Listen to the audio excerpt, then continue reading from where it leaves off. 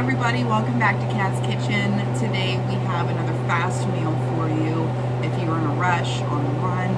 Today is Saturday, so we are busy running around. We have a ton of errands to do today. I'm going to be heading out to the gym and then grocery shopping and much more later on. So I wanted to throw something in the crock pot now so that we can have it tonight, and then we'll have leftovers for tomorrow as well. So I'm going to show you what we're going to do. We're going to make Mississippi roast. I'm going to tweak it a little bit from the original recipe.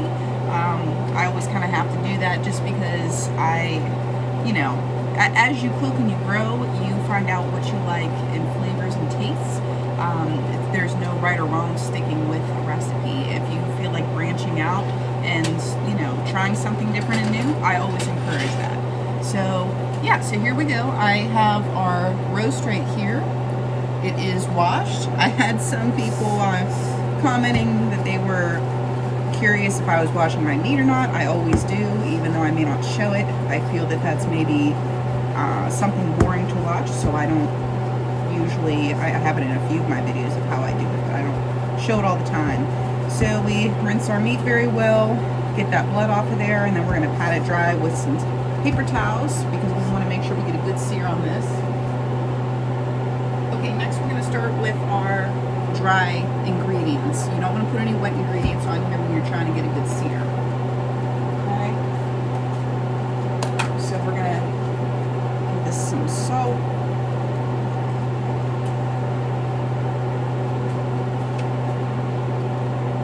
Steak seasoning. Recipe does not call for steak seasoning, but I'm adding it. I will let you know what I'm adding with the original recipe. It doesn't call for. I'm adding some diced onion. It does not call for this.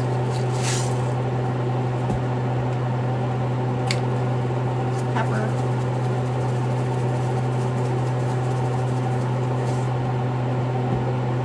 And then onion and garlic powder. It does not call for either of these two things either.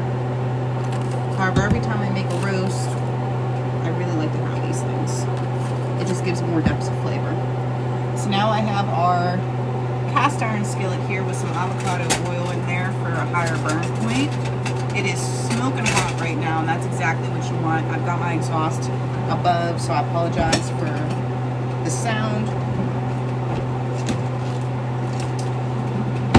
We're going to go ahead and put this seasoned side down. Make sure you lay away from you so you don't get splashed on.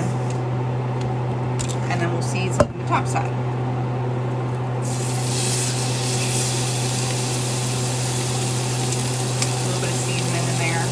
Dust that on there. We're just going to cook on high. We're going to sear on all sides, and we're going to season this top with all the same ingredients that I just told you. And then we're going to transport this to our crock pot. So I will see you guys then whenever we're adding our wet ingredients.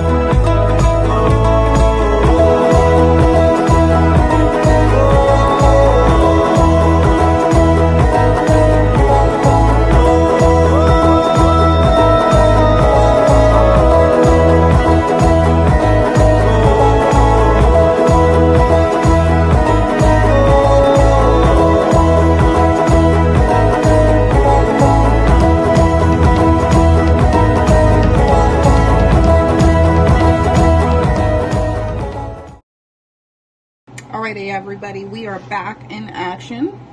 Our roast is in our crock pot, nice and seared on all sides. I didn't mention, but you want to make sure you get all the sides of the meat seared.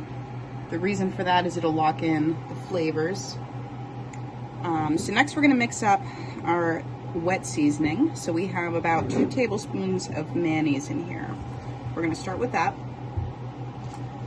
And then we're going to need some apple cider vinegar. And I'll leave the ingredients down below for you guys. And we're going to need some dill.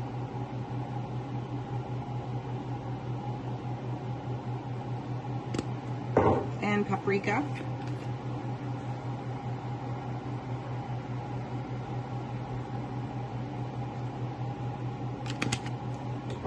Do a little more dill. Fairly decent sized roast. It's probably a good 3.5 pounds or so. And I'm also going to put some garlic in our wet mix here. The original recipe does not call for the garlic. However, I do like the flavor, so I'm going to add it. Just a little bit more depth of flavor. Okay, and we're just going to mix this up here.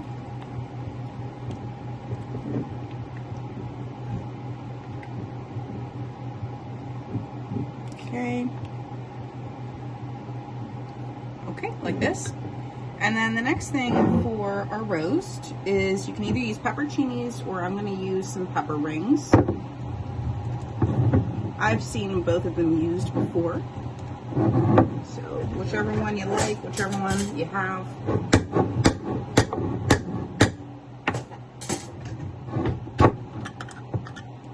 Okay. And I'm even going to add in a little bit of the juice as well.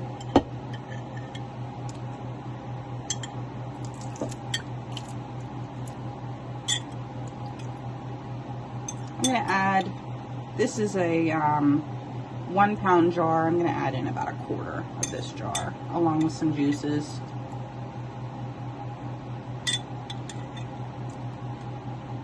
Okay. And then we're going to put our wet seasoning mix in. Some people make this with a ranch packet. You can definitely do it that way too. There's all different types of ways to make Mississippi roast as I was looking it up. My sister made it whenever we came to visit her, and it was really, really good. And I think she made it with the ranch packet, if I'm not mistaken. Next, we're going to add in a good knob of butter. I'm not using my room temperature butter for this, obviously, because it's going to melt down just fine. Okay, so about a tablespoon and a half. And then we are good to go. So next, the next stage is for me to put the lid on, and we're going to cook this on, you can do high for 6 hours, or you can do, you can either do high for 6 hours if you're in more of a rush, or you can do low for 10 hours. That's usually how I like to cook my roasts, either one of those 2 settings. Just because, you know, the longer cook time you have for your roast, usually the better. So let's see, I have to calculate.